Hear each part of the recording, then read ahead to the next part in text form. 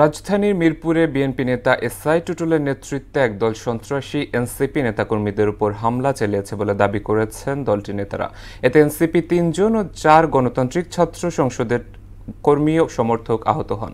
মিরপুর ১০ গোলচত্বরে বিক্ষোভ মিছিল পরবর্তী সমাবেশ থেকে তারা জানান, হামলাকারীদের দ্রুত গ্রেফতার করে শাস্তি নিশ্চিত করা না হলে রাজপথে আন্দোলনের মাধ্যমে তা আদায় করা হবে। আরও জানাচ্ছেন ওবায়দুল হক মারুফ।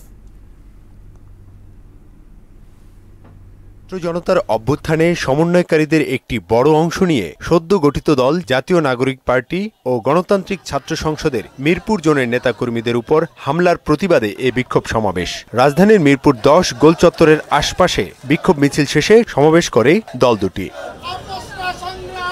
এ সময় এনসিপি নেতারা অভিযোগ করে বলেন, রূপনগর এলাকায় স্বেচ্ছাসেবক দলের নেতা টুটুলের নেতৃত্বে সরকারি সম্পত্তি দখলে বাধা দেয় তাদের উপরে হামলা চালানো হয়। এতে আহত হয়েছেন এনসিপি নেতা মাহিন ও অন্যান্যরা। তারা আমাকে দেশীয় অস্ত্র, রামদা, স্ট্যাম্প, হকি স্টিক দিয়ে অতর্কিতভাবে আক্রমণ করে। যাদের রক্তের উপরে আজকে বাংলাদেশের নতুন স্বাধীনতা, তাদের উপরে কোন কালো হাত তাদের উপরে আঘাত হানে সেটা আমরা জানতে চাই।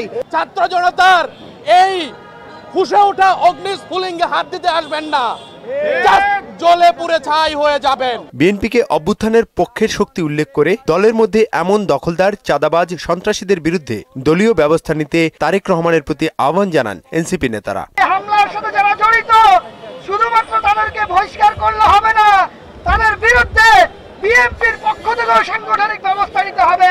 এই ক্ষমতা কিভাবে টলমল হয়ে যায় ১৬ জুলাই থেকে ৫ আগস্ট পর্যন্ত ছাত্র জনতা দেখিয়ে দিয়েছে। অভ্যুত্থানের পরবর্তী নতুন বাংলাদেশে নির্বাচন এবং রাজনীতিকে কেন্দ্র করে আর কোন সন্ত্রাসের জায়গা এই বাংলাদেশে হবে না। দ্রুত সময়ের মধ্যে হামলাকারীদের গ্রেপ্তার করে দৃষ্টান্তমূলক শাস্তি নিশ্চিত না হলে রাজপথে আন্দোলনের মাধ্যমে তা আদায়ের হুঁশিয়ারি উচ্চারণ করেন এনসিপি ও বাকছাস নেতারা। আমাদেরকে আবার পূর্বের ন্যায় আপনাদের বিপক্ষে অবস্থান নেওয়ার জন্য বাধ্য করবেন না। ওবায়দুল হক মারুফ, মোহনা সংবাদ, ঢাকা।